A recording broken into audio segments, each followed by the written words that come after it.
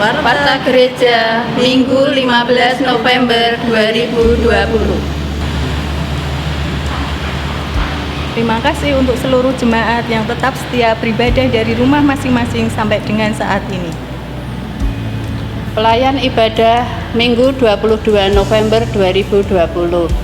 Untuk WL Ibu Lani, singer Saudari Kesia dan Saudari Christine, keyboard Bapak Victor, gitar Saudara Randy, bass Bapak Yoyon, drum Saudara Edi, LCD Saudari Gabriel, soundman Saudara Isra, kameramen mahasiswa dari UKSW, Aser Ibu Emi Cipto, Saudara Valen, Satgas Ibu Ruth dan Saudara Elvi.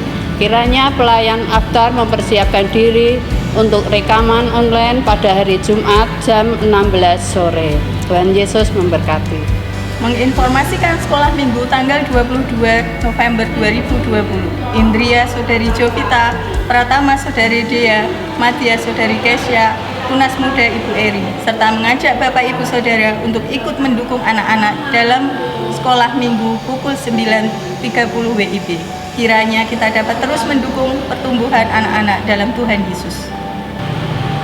Menginformasikan jam doa Rabu tanggal 18 bulan 11 2020, MC Saudara Gabriel, musik Saudara Esra dan Saudara Eka, kameramen mahasiswa UKSW, firman Tuhan Ibu Feni. Terima kasih untuk jemaat yang tetap setia mengikuti jam doa Rabu setiap Rabu pukul 6 sore. Tuhan Yesus memberkati. Lu main HP aja, ntar malam kita mau kemana? Nggak tahu ya nih. Halo Bu. Silakan. Apa kabar Bu? Nanti muncul. Luar biasa, mau cari tempat ya untuk nongkrong. Iya Bu. Ikut aja persekutuan PKRD tiap hari Sabtu. Tiap hari Sabtu ya? Iya. Wah mantap Tante, bacain ini Tante. PKRD dan PKMD mengajak untuk setiap kaum muda dan remaja bersekutu bersama di dalam persekutuan setiap hari Sabtu jam 17.00. 5 sore ya? 5 sore. Di mana? Melalui YouTube channel setiap Satgatin Fellowship. Terima kasih untuk teman-teman tetap setia Mengikuti persekutuan. Dadah. Gereja Baptis Indonesia Salatiga mengucapkan selamat ulang tahun kepada Ibu Diana pada tanggal 20 bulan 11 2020. Kiranya Tuhan Yesus menyertai, memberkati, dan memberikan damai kepada Ibu Diana. Tuhan memberkati. Menginformasikan selalu mengikuti protokol kesehatan dari pemerintah, menggunakan masker, mencuci tangan dengan sabun atau hand sanitizer, dengan menghindari jaga jarak, dan untuk menghindari virus tetap jaga kesehatan, stay safe, stay healthy.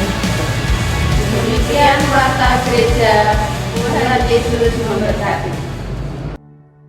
Shalom, selamat pagi Bapak Ibu dan Saudaraku yang terkasih di dalam Tuhan Yesus Kristus. Bagaimana kabar Bapak Ibu Saudara pagi hari ini?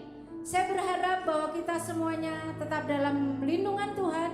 Kita semuanya tetap dengan hati yang melimpah dengan syukur, dan kita semuanya tetap diberikan kekuatan kesehatan oleh Tuhan. Siap untuk diberkati Tuhan pada pagi hari ini?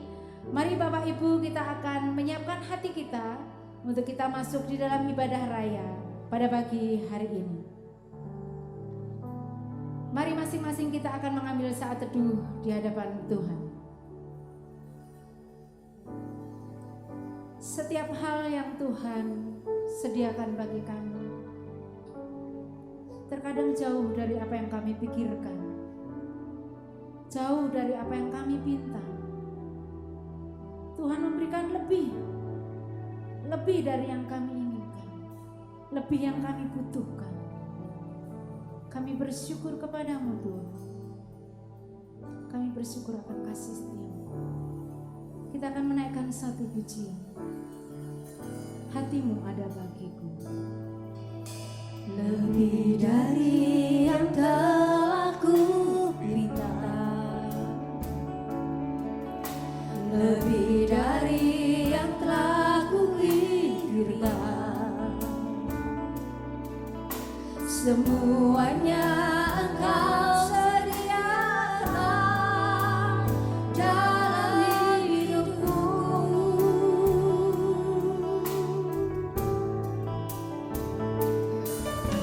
Tidak dapat aku mengukurnya, atau dapat aku menghitungnya. Sebesaran kasih-Mu ya Tuhan yang Kau berikan. Katakan ku bersyukur padamu. Ku bersyukur padamu, Kau Tuhan yang mengasihiku. Kau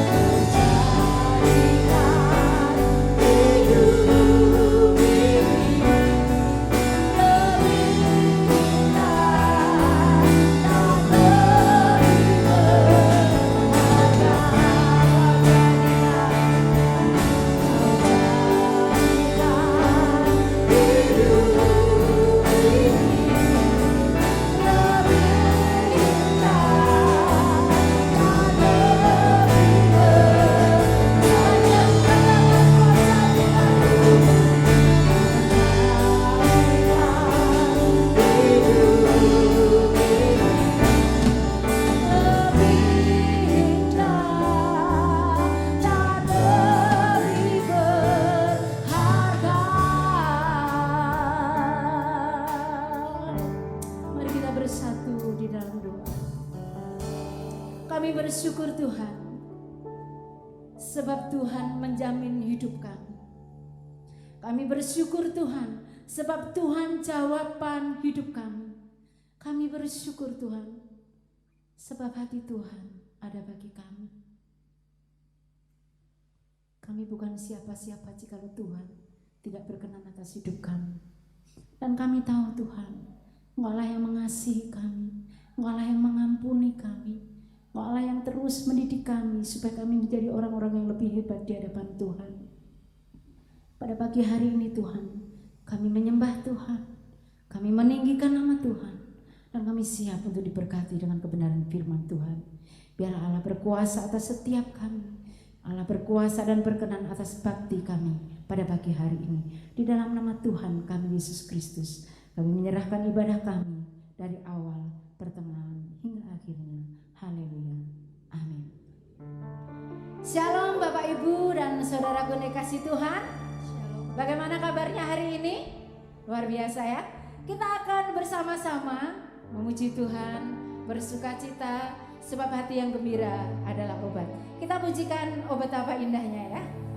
Bapak Ibu yang di rumah boleh bangkit berdiri. Oh, betapa indahnya. Haleluya.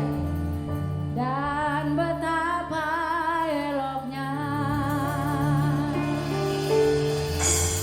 bila saudara seiman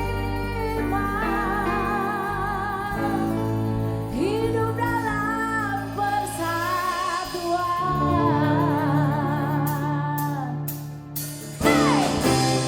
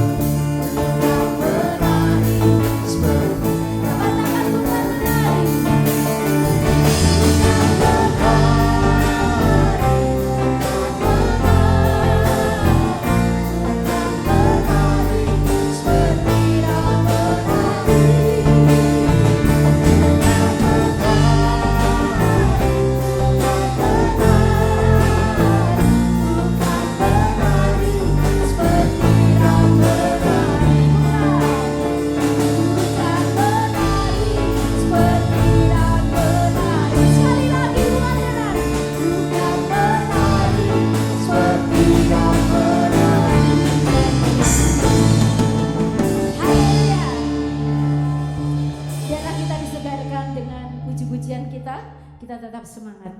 Baik Bapak Ibu, kita akan memberikan yang terbaik buat Tuhan. Persembahan persepuluhan kita dan Ibu Lani akan memimpin di dalam doa. Mari kita berdoa. Ucap syukur Tuhan segala kebaikan yang memberikan buat kami. Kami sungguh bersyukur dan berterima kasih Bapa, karena Engkau terus memberkati kami hingga hari ini. Dan pagi hari ini kami sungguh bersyukur karena kami dapat kembali bersama-sama Tuhan, bersekutu bersama, beribadah bersama dengan keluarga kami.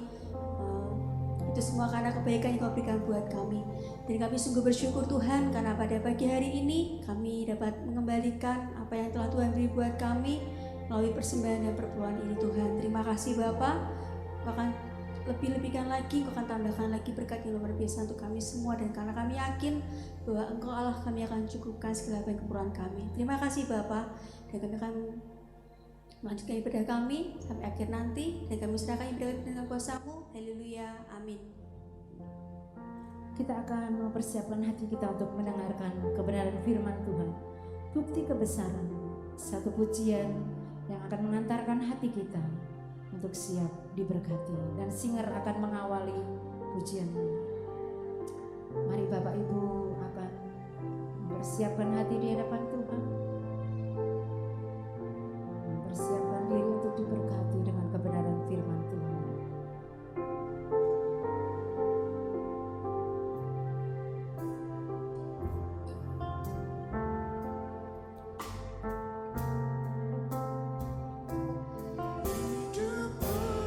Benar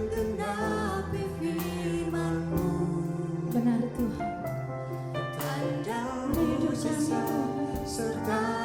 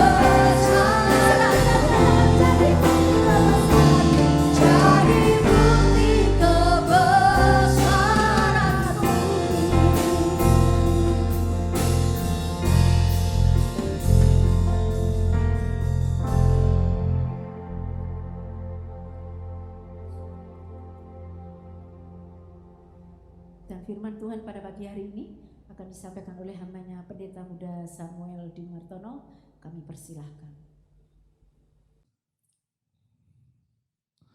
Mari kita tunduk kepala, kita akan berdoa mohon pimpinan dan penyertaan Tuhan untuk pemberitaan firman pada pagi hari ini. Bapa kami di dalam surga, Allah yang penuh kasih, kami mengucap syukur untuk segala kebaikan-Mu, kemurahan-Mu dalam kehidupan kami. Pagi hari ini kami kembali ke hadirat-Mu, kami rindu diberkati, diperlengkapi dengan firman-Mu.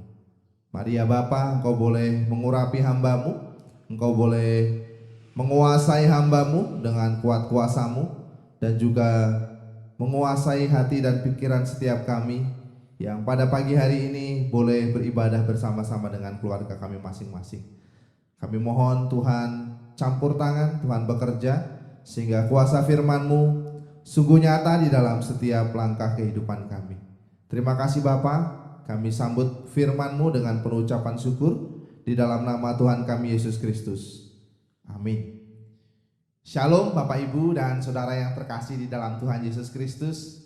Mengucap syukur kepada Tuhan kalau pada pagi hari ini kita boleh menikmati berkat sukacita yang luar biasa dari Tuhan kita. Kita boleh menikmati kembali ibadah bersama-sama dengan keluarga kita. Meskipun dari rumah masing-masing, tetapi sukacita surga, sukacita Allah, saya percaya boleh ada bersama-sama dengan kita pada pagi hari ini. Nah baik Bapak Ibu dan Saudara yang terkasih di dalam Tuhan Yesus Kristus, mari kita akan membuka Alkitab kita bersama-sama dalam Matius 22 ayat yang pertama sampai dengan ayat yang ke-14. Kita akan membaca bagian firman Tuhan ini. Saya akan membacakan bagi Bapak Ibu Saudara sekalian di dalam Matius 22 ayat yang pertama sampai dengan ayat yang ke-14. Demikian bunyi daripada firman Tuhan. Perumpamaan tentang perjamuan kawin. Lalu Yesus berbicara pula dalam perumpamaan kepada mereka. Hal kerajaan surga seumpama seorang raja yang mengadakan perjamuan kawin untuk anaknya.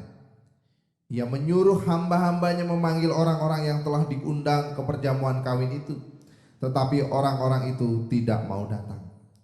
Ia menyuruh pula hamba-hamba lain. Pesannya, katakanlah kepada orang-orang yang diundang itu, sesungguhnya hidangan telah kusediakan, lembu-lembu jantan dan ternak periaanku telah disembelih. Semuanya telah tersedia. Datanglah ke perjamuan kawin ini.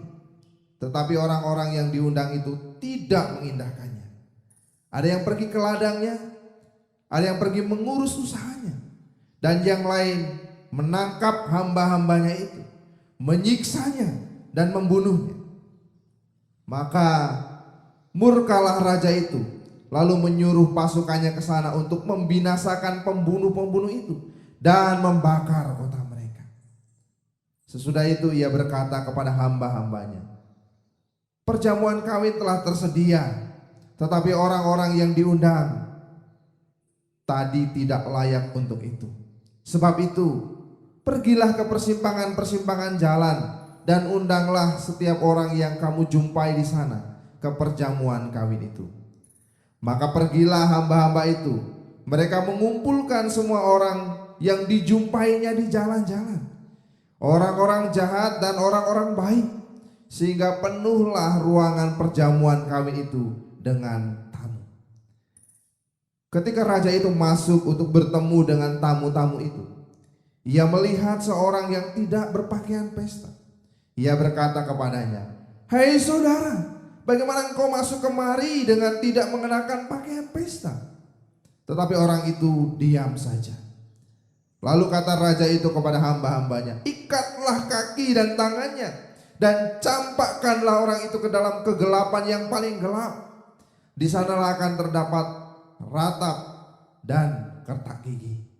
Sebab banyak yang dipanggil, tetapi sedikit yang dipilih."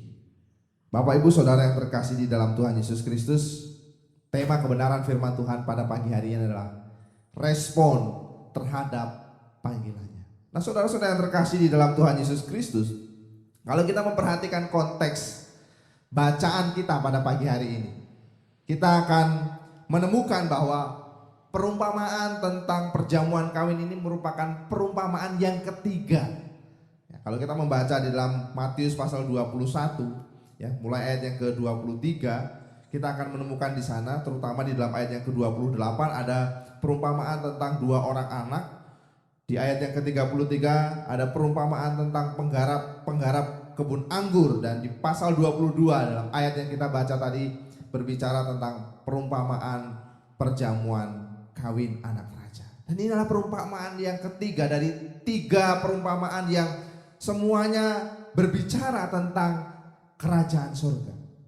Yesus berbicara kepada orang-orang Yahudi pada waktu itu, secara khusus kepada orang-orang Farisi, imam-imam kepala serta tua-tua Yahudi. Kalau kita melihat di dalam ayat yang ke-23 dari Matius 21, perumpamaan ini disampaikan oleh Yesus di dalam bait Allah.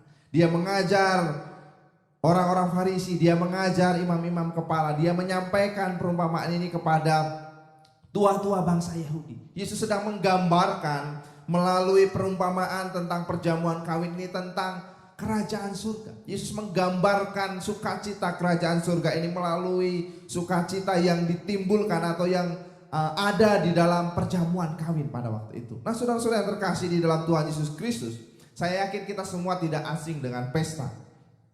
Di lingkungan tempat tinggal kita, atau mungkin di lingkungan rumah kita, di lingkungan RT, RW atau kelurahan kita, atau saudara kita, bahkan mungkin keluarga kita pernah mengadakan pesta perkawinan.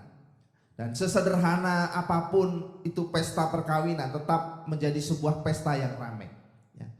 Ada orang yang mengatakan pesta ini cukup sederhana, tetapi sesungguhnya sesederhana apapun pesta perkawinan tetap adalah sebuah pesta yang ramai. Ada banyak makanan di dalam sebuah pesta perkawinan. Saya yakin banyak juga orang-orang yang hadir dalam pesta itu. Nah, saudara-saudara terkasih di dalam Tuhan Yesus Kristus, di dalam teks kita hari ini yang mengadakan pesta adalah seorang raja, dan yang dipestakan atau yang mendapatkan pesta itu adalah anak raja. Jadi seorang raja sedang mengadakan pesta untuk seorang anaknya, seorang yang sedang dinikahkan pada waktu itu. Nah, saudara-saudara terkasih di dalam Tuhan Yesus Kristus, karena ini perjamuan pesta pernikahan anak raja, pasti perjamuan ini bukan sebuah perjamuan yang biasa-biasa saja. Sebuah perjamuan yang sudah pasti sangat meriah. Kalau kita membaca dalam tradisi Yahudi, dalam kebiasaan orang-orang pada waktu itu, maka seorang raja ketika dia mengadakan pesta, biasanya pesta itu tidak hanya berlangsung dalam satu hari. Pesta seorang raja biasanya bisa berlangsung 7 hari 7 malam. Dan itu adalah pesta yang sangat besar, sangat meriah. Di dalam ayat yang keempat kita menemukan bagaimana seorang raja itu sudah menyiapkan banyak hidangan, ya. Di situ dikatakan, sesungguhnya hidangan telah kusediakan. Ada lembu jantan yang telah disembelih, ada hewan-hewan peliharaan, ternak-ternak peliharaan yang telah disembelih, dan ada banyak jamuan lain yang saya percaya sudah disiapkan untuk pesta itu. Nah, saudara-saudara yang terkasih di dalam Tuhan Yesus Kristus, kalau kita membandingkan pesta perjamuan kawin raja ini, maka dengan situasi saat ini atau dengan pesta-pesta yang mungkin digelar oleh para bangsawan di negara kita ataupun di negara-negara yang lain, saya bisa mengatakan kalau pesta perjamuan kawin anak raja ini adalah the royal wedding, ya, pada waktu itu. Pesta yang mewah, pesta yang sangat meriah, pesta yang sangat megah pada waktu itu. Ada banyak makanan dan ada banyak tamu yang mungkin juga akan diundang dalam pesta itu. Nah, saudara-saudara yang terkasih di dalam Tuhan Yesus Kristus, namun mari kita melihat apa yang terjadi dalam kisah perjamuan kawin ini. Mari kita melihat apa respon dari tamu-tamu yang diundang dalam perjamuan kawin ini. Di dalam ayat yang ketiga dikatakan, sang raja itu menyuruh hamba-hambanya memanggil orang-orang yang telah diundang ke perjamuan kawin itu. Tetapi orang-orang itu tidak mau datang. Nah, saudara-saudara yang terkasih di dalam Tuhan Yesus Kristus, inilah respon yang pertama dari orang-orang yang diundang dalam pesta perjamuan kawin anak raja pada waktu itu. Mereka semua dikatakan di situ menolak untuk hadir, tetapi mereka, orang-orang itu tidak mau datang. Nah, saudara-saudara yang terkasih di dalam Tuhan Yesus Kristus, tidak dijelaskan memang siapa orang yang diundang di dalam ayat yang ketiga ini. Tetapi kalau kita membandingkan dengan orang-orang kedua atau orang-orang undangan berikutnya, Di dalam ayat yang ke-9 dan ayat yang ke-10, yaitu orang-orang yang diundang dari persimpangan jalan, orang-orang yang ditemui oleh para hamba-hamba itu di dalam perjalanan. Dari orang-orang yang jahat dan orang-orang yang baik yang ditemui oleh hamba-hamba utusan raja itu, maka kita bisa menyimpulkan bahwa orang-orang dalam undangan yang disebutkan di dalam ayat yang ketiga adalah orang-orang istimewa. Saya yakin the royal wedding atau pernikahan yang luar biasa, pernikahan yang besar, pernikahan anak raja pada waktu itu tidak mungkin dihadiri oleh orang-orang biasa-biasa saja. Sudah dapat dipastikan bahwa orang-orang dalam undangan yang disebutkan di dalam ayat yang ketiga adalah orang-orang yang terhormat, orang-orang yang pantas, orang-orang yang istimewa, orang-orang yang mungkin menjadi rekan bisnis, rekan mitra atau sekutu dari raja itu. Saudara-saudara yang terkasih di dalam Tuhan Yesus Kristus, tetapi jawaban mereka atas undangan raja itu cukup mengecewakan. Mereka menolak untuk hadir dalam pesta itu. Dan perhatikan di dalam ayat yang keempat, di situ dikatakan demikian. Katakanlah kepada orang-orang yang diundang itu, sesungguhnya hidangan telah kusediakan. Lembu-lembu jantan dan ternak-ternak piaraanku telah disembelih. Semuanya telah tersedia, datanglah ke perjamuan kami ini. Perhatikan ungkapan raja ini. Meskipun kecewa, sang raja ini mengundang tamunya kembali.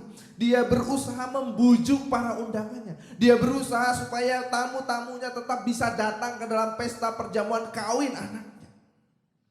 Nah, saudara-saudara terkasih di dalam Tuhan Yesus Kristus, dalam ayat yang keempat ini kita bisa melihat bagaimana sang raja itu merendahkan dirinya dan dia berkata, ayo datanglah dalam pesta anakku. Sang raja ini juga sedang mengatakan kepada orang-orang pada waktu itu bahwa mereka tidak perlu menyiapkan apa-apa karena semuanya sudah disiapkan di sana.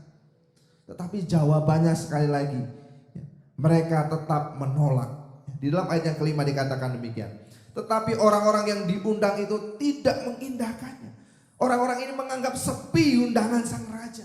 Orang-orang ini menolak untuk menghadiri undangan sang raja itu. Dikatakan di situ ada yang pergi ke ladangnya, ada yang pergi mengurus usahanya, ada yang lain bahkan menangkap hamba-hamba itu, menyiksanya dan bahkan membunuhnya. Nah, saudara-saudara yang terkasih di dalam Tuhan Yesus Kristus, penolakan terhadap undangan di dalam pesta perjamuan kawin anak raja ini sungguh tragis.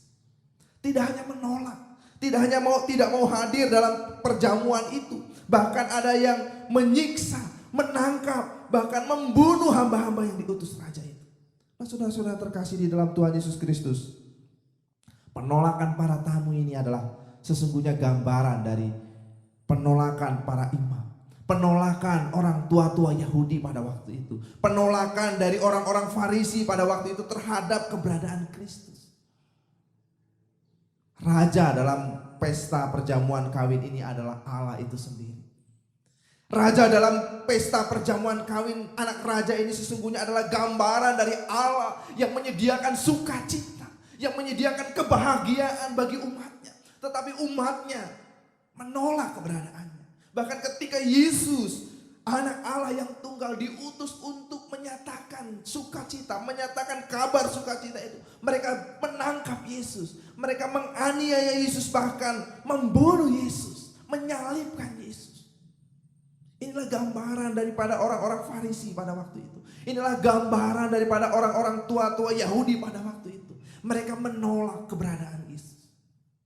Nah, saudara-saudara terkasih di dalam Tuhan Yesus Kristus, meskipun berita surga, berita keselamatan adalah berita sukacita, berita keselamatan adalah berita kebahagiaan, tetapi mereka menolak. Orang-orang Israel ini tidak mau percaya, bahkan membunuh Yesus yang diutus Allah untuk menyatakan berita sukacita itu. Nah, saudara-saudara yang terkasih di dalam Tuhan Yesus Kristus, tentu saja Allah tidak tinggal diam. Tentu saja Allah tidak berdiam diri dengan penolakan ini. Di dalam ayat yang ke-7 dikatakan, maka murkalah raja itu lalu menyuruh pasukannya ke sana untuk membinasakan pembunuh-pembunuh itu dan membakar kota mereka. Allah tidak tinggal diam melihat penolakan demi penolakan yang dilakukan oleh orang-orang pilihannya. Orang-orang Farisi, ahli-ahli Taurat, tua-tua Yahudi atau bangsa Israel sekalipun, mereka sesungguhnya adalah orang-orang pilihan Allah. Tetapi mereka menolak kehadiran Allah. Mereka menolak kehadiran Kristus. Mereka menolak berita sukacita dari Allah. Dan mereka akhirnya dihukum Mereka dibinasakan oleh Tuhan. Nah, saudara-saudara yang terkasih di dalam Tuhan Yesus Kristus, Allah tidak menyayangkan umatnya karena dia menolak kehadiran Allah itu sendiri. Nah, saudara-saudara yang terkasih di dalam Tuhan Yesus Kristus, akibat dari penolakan itu kita bisa melihat bahwa Allah membinasakan mereka. Allah menghukum mereka. Allah menghabisi kota-kota mereka. Allah menghancurkan Israel melalui bangsa Romawi. Nah, saudara-saudara yang terkasih di dalam Tuhan Yesus Kristus, penolakan ini menjadi refleksi bagi kita. Sikap orang-orang yang menolak kehadiran Kristus menjadi sebuah refleksi bagi saudara dan saya. Adakah saudara dan saya saat ini juga sedang menolak keberadaan Kristus? Mungkin kita tidak mengatakan, Tuhan saya tidak menerima Engkau. Mungkin kita tidak secara langsung mengatakan bahwa kita tidak percaya kepada Kristus. Tapi berapa banyak di antara kita yang menempatkan Kristus dalam prioritas-prioritas di bawah prioritas-prioritas kehidupan kita. Berapa banyak di antara kita yang menempatkan usaha kita, pekerjaan kita, aktivitas hidup kita sehari-hari di atas kepentingan Kristus. Berapa banyak di antara kita yang menempatkan usaha, keuntungan di atas kepentingan Kristus. Nah, saudara-saudara yang terkasih di dalam Tuhan Yesus Kristus, tidak jarang pekerjaan, usaha kita membuat kita lupa akan panggilan Tuhan. Membuat kita lupa akan hadirat Allah di dalam kehidupan kita. Kita bisa dengan mudah meninggalkan ibadah kita, meninggalkan persekutuan kita untuk hal-hal yang lain yang tidak penting di dunia ini. Bukan berarti pekerjaan dan keluarga tidak penting, tetapi kita telah menempatkan Allah di bawah kesibukan kita, di bawah pekerjaan kita, di bawah keluarga kita. Dan itu artinya kita sedang menolak Allah. Nah, saudara-saudara terkasih di dalam Tuhan Yesus Kristus, perhatikan selanjutnya di dalam ayat yang ke-8. Sesudah itu ia berkata kepada hamba-hambanya, perjamuan kawin telah tersedia, tetapi orang-orang yang diundang tadi tidak layak untuk itu. Sebab itu pergilah ke persimpangan-persimpangan jalan dan undanglah setiap orang yang kamu jumpai di sana. Maka pergilah hamba-hamba itu, mereka mengumpulkan semua orang yang dijumpainya di jalan-jalan, orang jahat dan orang-orang baik, sehingga penuhlah ruangan perjamuan kawin itu dengan tamu. Perhatikan di sini. Meskipun undangan Allah yang pertama, meskipun undangan sang raja yang pertama itu ditolak, tetapi pesta perkawinan itu tidak dibatalkan oleh sang raja. Berita sukacita itu tidak dibatalkan hanya karena tamu-tamu tidak hadir pada waktu itu. Sang raja mengubah undangannya, sang raja memperluas undangannya. Dari orang-orang yang istimewa, dari orang-orang khusus, orang-orang spesial yang diundang, sang raja kini mengundang semua orang. Dan perhatikan di dalam ayat yang ke-10 itu dikatakan bahwa semua orang yang dijumpai di jalan-jalan, semua orang yang dijumpai di persimpangan-persimpangan jalan, orang jahat, orang baik, mereka semua merespon undangan sang raja itu dengan hadir dalam pesta itu. Mereka semua menyatakan diri bersedia hadir dalam pesta itu, sehingga dikatakan di dalam ayat yang ke-10 itu semua tempat pesta itu penuh dengan tamu-tamu undangan. Nah, saudara-saudara yang terkasih di dalam Tuhan Yesus Kristus, tapi ada hal yang menarik yang kita bisa temukan di dalam undangan yang kedua ini. Di dalam ayat yang ke-11 di situ dikatakan, ketika raja itu masuk bertemu dengan tamu-tamu itu, ia melihat seorang yang tidak berpakaian pesta. Ia berkata kepadanya, "Hai saudara, bagaimana engkau masuk kemari dengan tidak mengenakan pakaian pesta?" Tetapi orang itu diam saja. Nah, saudara-saudara terkasih di dalam Tuhan Yesus Kristus, di antara orang-orang yang hadir dalam pesta itu, orang-orang yang jahat, orang-orang yang baik, dan semua orang yang ditemui di jalan, dan siapa saja yang diundang dalam pesta itu, ternyata ada orang yang hadir dengan tidak menghargai. Ada orang yang hadir dengan tidak menghargai undangan sang raja itu. Dikatakan di situ dia tidak mengenakan pakaian pesta. Dia berada di tengah-tengah pesta dengan tidak mengenakan pakaian pesta. Dan orang itu kemudian mendapat teguran dari sang raja. Bahkan di dalam ayat yang ke-13 dikatakan, ikatlah kakinya, ikatlah tangannya, dan campakkanlah orang itu ke dalam kegelapan yang paling gelap, sebab di sanalah terdapat ratap dan ketak gigi. Ada hukuman, ada sanksi bagi orang yang tidak hadir dengan pakaian pesta di dalam pesta itu. Nah, saudara-saudara terkasih di dalam Tuhan Yesus Kristus, kalau kita melihat pertanyaan yang muncul di dalam ayat yang ke-12, yang di situ dikatakan, "Hei saudara, bagaimanakah engkau masuk kemari dengan tidak mengenakan pakaian pesta?" Pertanyaannya menggunakan kata bagaimana, bukan mengapa. Mengapa engkau tidak mengenakan pakaian pesta?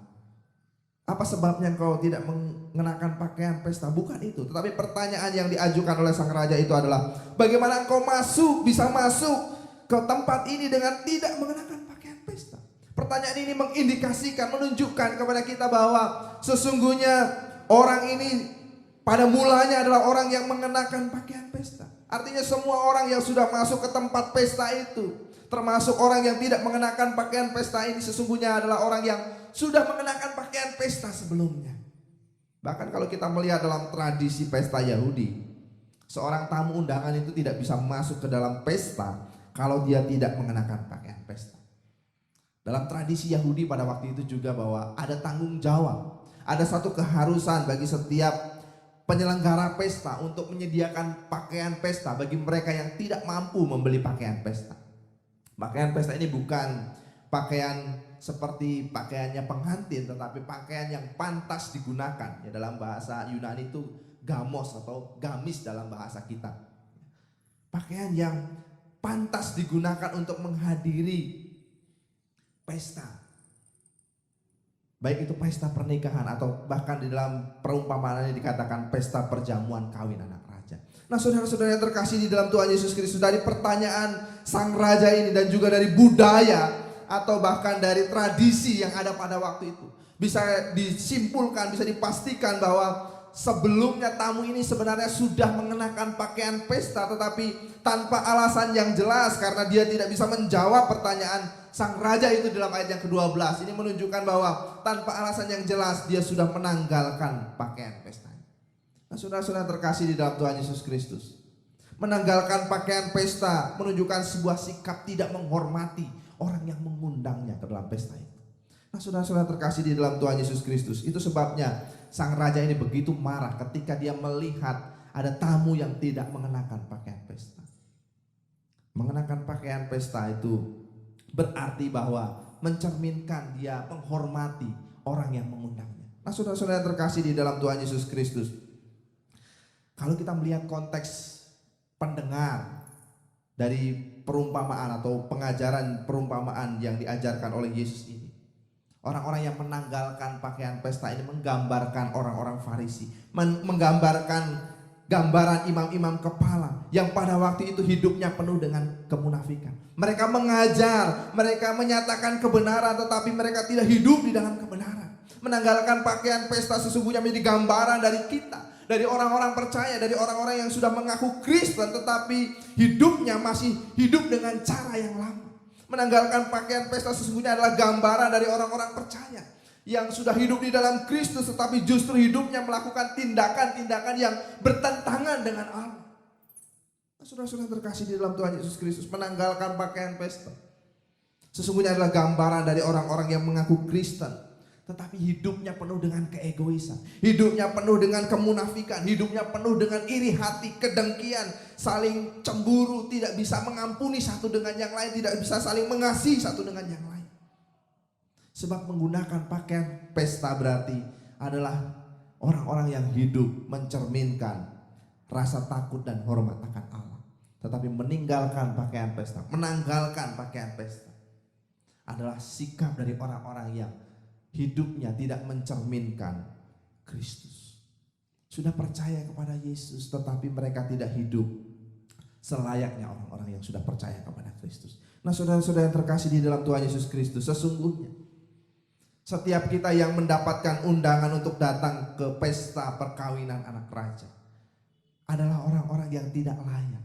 Kita sesungguhnya adalah orang-orang yang tidak pantas untuk hadir, untuk masuk ke dalam pesta kerajaan Allah. Kita sesungguhnya adalah orang-orang yang tidak pantas hadir di dalam pesta kerajaan surga. Kita layak disebut sebagai sampah. Kita layak disebut sebagai rongsokan. Kita dilayakkan oleh Kristus. Kita diambil dari tempat yang hina oleh Kristus, ditempatkan dalam tempat yang mulia. Tapi tidak jarang kita seringkali mengecewakan Kristus. Kita masih hidup menurut cara hidup kita yang lama. Kita tidak hidup menurut cara hidup yang baru di dalam Kristus. Kita sesungguhnya adalah orang-orang yang tidak layak untuk mendapatkan kehormatan, tempat untuk menghadiri pesta kerajaan surga. Tetapi Allah melayakkan kita. Tapi seringkali kita hidup menurut kemauan diri kita sendiri. Inilah yang seringkali kita lakukan di dalam kehidupan kita. Seharusnya yang kita lakukan adalah mensyukuri panggilan Tuhan. Kita bisa hidup seperti yang Kristus mau kita hidup. Bukan hidup menurut keinginan diri kita masing-masing. Nah, saudara-saudara terkasih di dalam Tuhan Yesus Kristus, menanggalkan pakaian pesta menjadi aib, menjadi suatu penghinaan bagi Tuhan. Karenanya mari kita berusaha, kita belajar menjadi orang-orang Kristen yang menyambut panggilan Allah, bahkan melakukan kehendak Allah dengan sepenuh hati kita. Mari kita melihat di dalam 2 Korintus pasal yang kelima, ayat yang ke-17. Sebagai bagian dari penutup khotbah kita pada pagi hari ini. 2 Korintus pasal yang kelima ayat yang ke-17.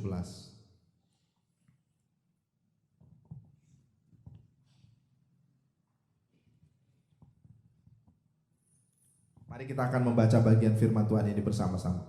2 Korintus pasal yang kelima ayat yang ke-17. 1-3. Jadi siapa yang ada di dalam Kristus, ia adalah ciptaan baru. Yang lama sudah berlalu, sesungguhnya yang baru sudah datang.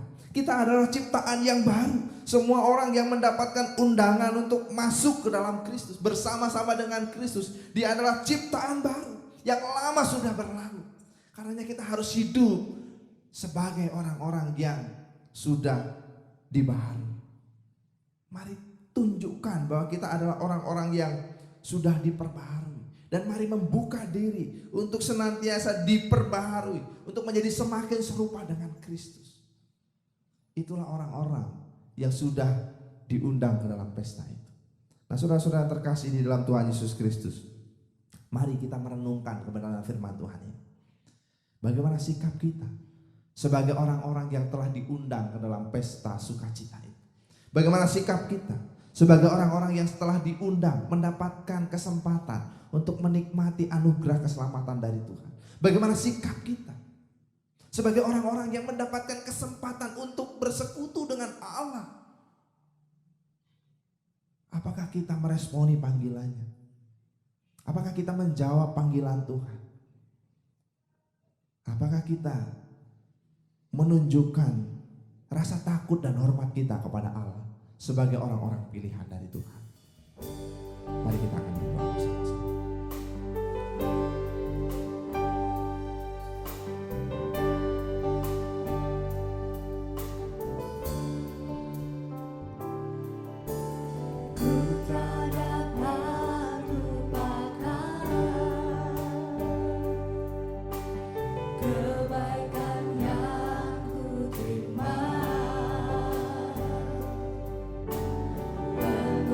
Pengorbananmu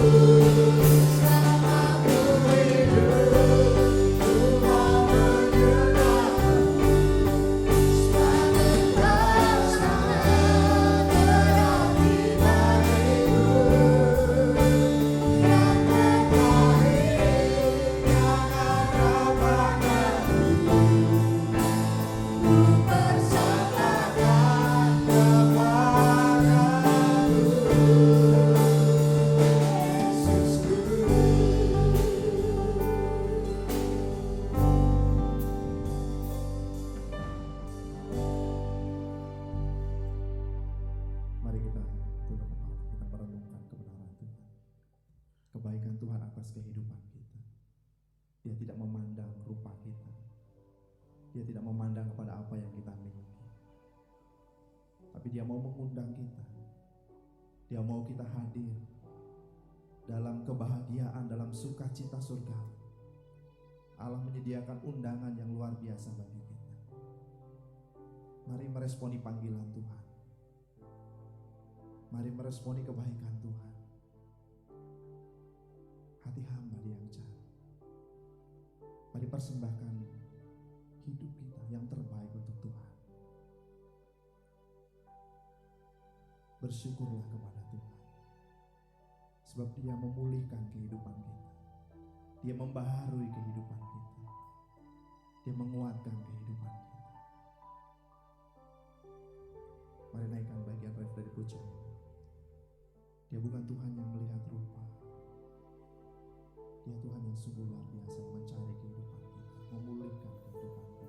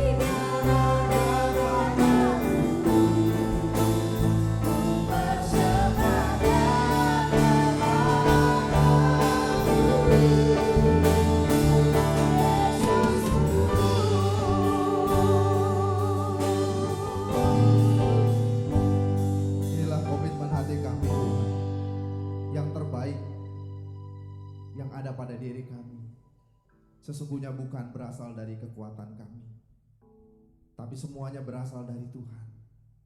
Limpahan anugerah-Mu dalam hidup kami sungguh luar biasa ya Bapa, dan biarlah itu yang kami persembahkan kepada Tuhan pada hari ini. Dan sepanjang umur hidup kami, sepanjang kami diberikan kesempatan untuk menikmati hidup ini, kami mau mempersembahkan yang terbaik bagi Tuhan. Mengucap syukur untuk kebaikan-Mu Bapa, dan biarlah firman-Mu termeterai dalam hati kami. Kami berdoa terus untuk lawatan-Mu bagi bangsa ini, bagi kota Salatiga dan juga bagi gereja-Mu. Kami yakin dan percaya Tuhan, pemeliharaan-Mu boleh terus Tuhan nyatakan. Kami terus berpengharapan kepada Tuhan. Kami terus meyakini pertolongan Tuhan atas bangsa kami, kota kami, dan juga atas gereja-Mu. Mengucap syukur untuk penyertaan-Mu sampai di bulan ini. Dan kami percaya Tuhan, di bulan yang akan kami lalui nanti Tuhan juga menyertai kami. Tuhan menolong kami. Kalau saat ini kami semua sedang bergumul, mempersiapkan diri, memberi yang terbaik untuk merayakan sukacita Natal. Kami terus berdoa berharap kepada Tuhan. Biarlah rahmat Tuhan, kasih Tuhan, hikmat Tuhan menyertai kami, memimpin kami, supaya kami boleh mempersiapkan yang terbaik bagi Tuhan. Mempersembahkan hidup kami untuk hormat dan kemuliaan nama Tuhan. Berkati panitia yang sedang bekerja. Berkati setiap jemaat Tuhan yang menyiapkan segala sesuatu bagi Tuhan. Biarlah semuanya berkenan di hati Tuhan, dan semuanya untuk hormat dan kemuliaan nama-Mu saja. Kami berdoa untuk umat-Mu ya Bapa. Biarlah Engkau memberkati setiap kami, pribadi lepas pribadi, keluarga lepas keluarga. Berkatilah setiap pekerjaan kami, aktivitas hidup kami, apa yang kami rencanakan dan apa yang kami mau lakukan. Biarlah semuanya dalam penyertaan dan pimpinan yang dari Tuhan. Sehingga apapun yang kami perbuat, kami kerjakan semuanya berhasil, oleh karena pertolongan Tuhan dinyatakan atas kehidupan kami.